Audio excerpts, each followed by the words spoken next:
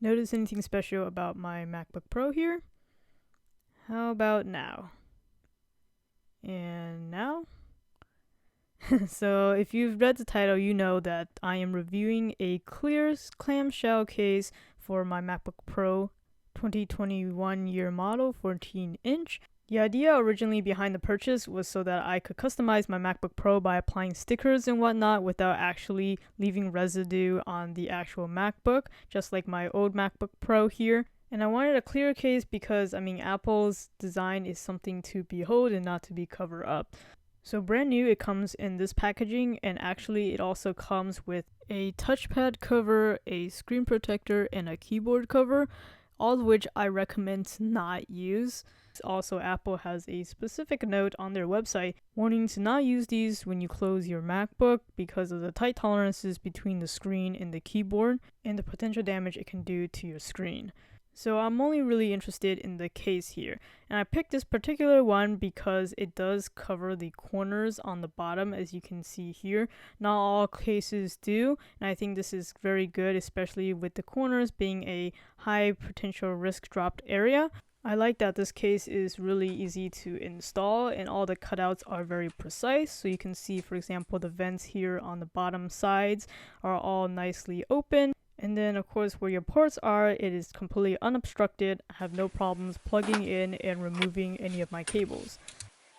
There is no protection on the back end, but I've seen this the case for pretty much all the cases I've seen, mainly probably because of the hinge. You don't want to get in the way of the hinge, but the top piece does fully encapsulate the top half of the clamshell MacBook.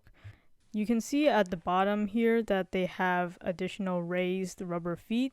It is more of the rounded type versus the more flat cylindrical ones that are new on this MacBook Pro 14. But so far I haven't seen any issues of the feet falling off, unlike my previous case that I've used on my older MacBook. But we'll see as time goes on. One thing I'm not a huge fan of, though, is the fact that it has these cutouts towards the bottom as if to help ventilate air. But in reality, the vents are on the sides, and that's really where the main heat transfer is going to happen.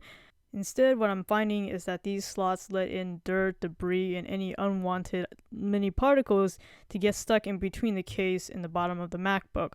So I would have much rather had just a solid slab piece on the bottom, just like the top piece. As you can see when I remove the top piece, that there is very little debris in between.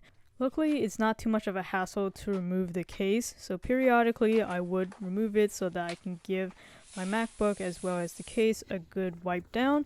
You can see some stuff has been caught here, but a quick wipe with a damp microfiber cleaning cloth does the job. It looks pretty much good as new. So I do recommend periodically cleaning it so you don't leave dust that could potentially scratch the chassis. But so far, after using this case for 3 months, the case has absorbed a lot of scratches that would have otherwise have been left on the actual chassis.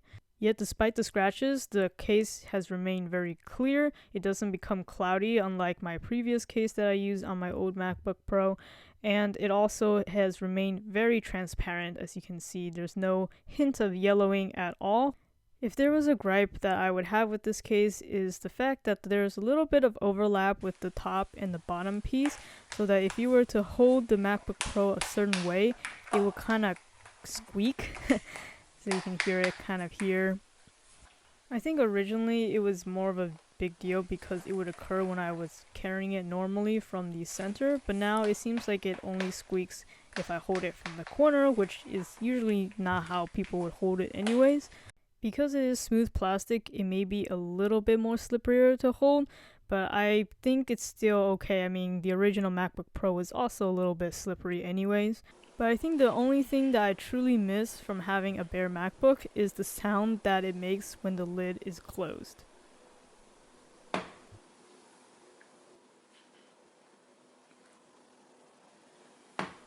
There's just something so satisfying about when the magnets of the top lid meet the body of the MacBook Pro.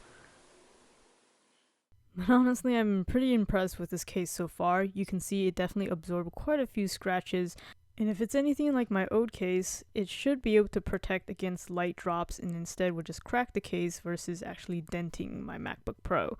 with how nice and clear this case has stayed, I think I'm going to hold off on applying the stickers, at least for now.